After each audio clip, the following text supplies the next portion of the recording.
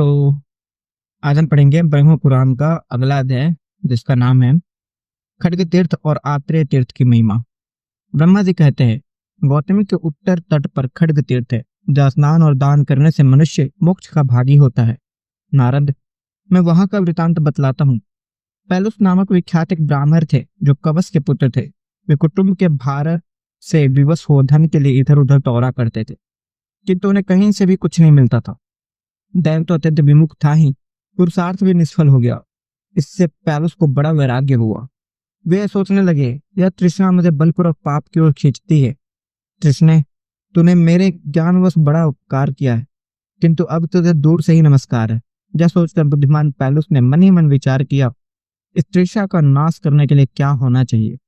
फिर उन्होंने अपने पिता कवच से पूछा, तात, मैं ज्ञान रूपी खड्ग से क्रोध और लोभ का तथा अत्यंत दुष्टर संसार का कैसे छेदन करूं, इसका उपाय बतलाइए। कवच ने कहा, वैदिक श्रुति का कथन है कि ईश्वर से ज्ञान की इच्छा करे, अतः तुम महादेव जी की आराधना करो, उससे तुम्हें ज्ञान प्राप्त होगा।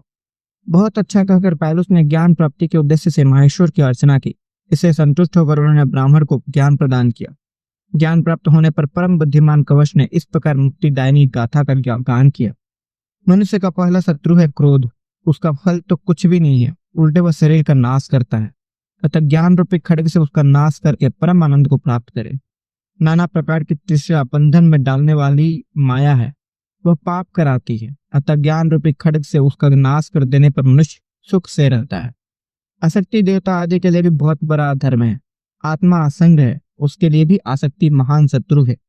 ज्ञान रूपी खड्ग से उस आसक्ति का नाश करके शिव शरीर प्राप्त करे। संशय महानाश का कारण है, वह धर्म और अर्थ का भी विनाश करने वाला है। उस संशय का नाश करके जीव अपने परम अभिष्ट की सिद्धि कर सकता है। आशा पिशाची की भांति चित्त में प्रवेश करती है और संपूर्ण सुखों को भस्म कर डालती है। पुण्य अहंता रूपी खड्ग से उसका नाश करके जीवन मुक्ति प्राप्त करनी चाहिए। तदनंतर पैलुस ज्ञान प्राप्त करके गंगा तट पर रहने लगे। ज्ञान रूपी खड्ग से उनका मोह नष्ट हो गया था, अतः उन्होंने मोक्ष प्राप्त कर लिया। तब से वह स्थान खड्ग तीर्थ के नाम से प्रसिद्ध हुआ। ज्ञान तीर्थ, कवच तीर्थ, पैलुस तीर्थ और सर्व काम आदि तीर्थ आदि 6000 तीर्थ वहां वास करते हैं, जो पाप राशि के नाशक और अभिष्ट वस्तुओं के दाता है।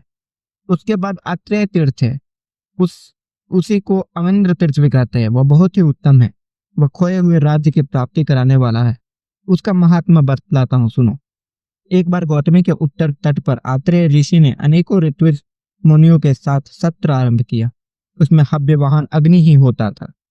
इस प्रकार सत्र पूरा होने पर महर्षि ने माहेश्वरी इष्ट का अनुष्ठान किया। इससे अणिमा आदि 8 प्रकार के ऐश्वर्य की प्राप्ति हुई तथा उनमें सर्वत्र आने जाने की शक्ति हो गई। वे परम मनोहर इंद्रभवन, स्वर्गलोक तथा रसातल में अपनी तपस्या के प्रभाव से आने जाने लगे। एक समय वे इंद्रलोक में गए। वहां उन्होंने देवताओं से घिरे हुए इंद्र को देखा और अप्सराओं का उत्तम नृत्य देख रहे थे। सिद्ध और साध्यगर उनकी स्तुति कर रहे थे। वह सब देखकर पुनः अपने आश्रम पर लौट आए।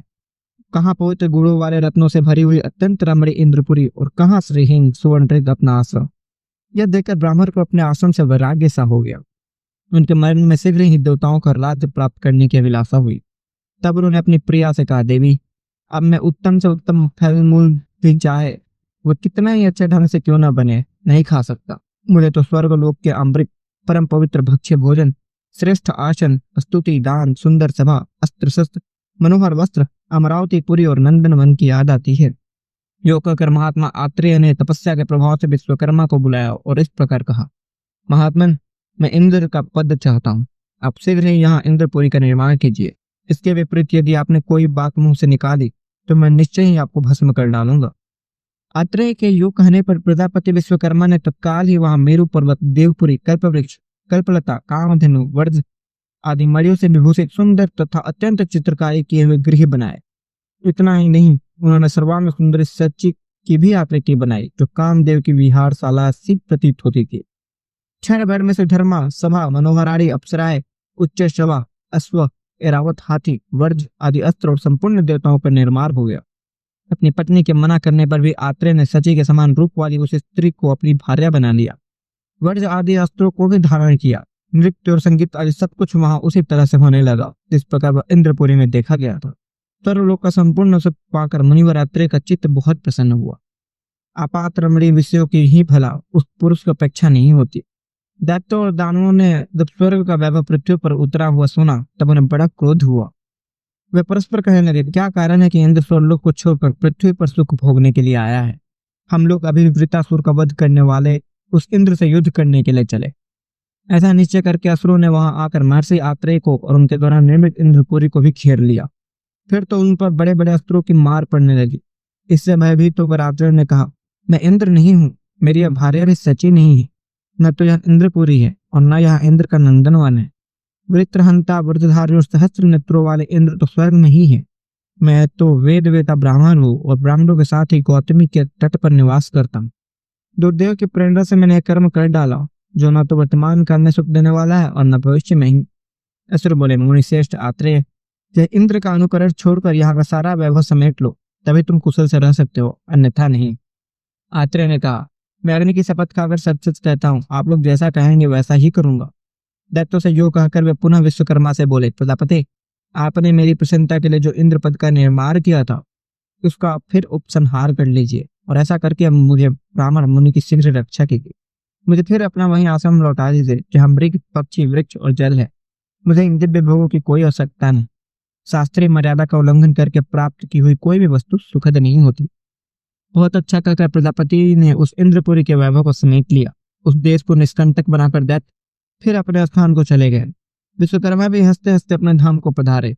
आत्रेय भी अपने शिष्य और पत्नी के साथ गौतमी के तट पर रहते हुए तपस्या में संलग्न हो गए।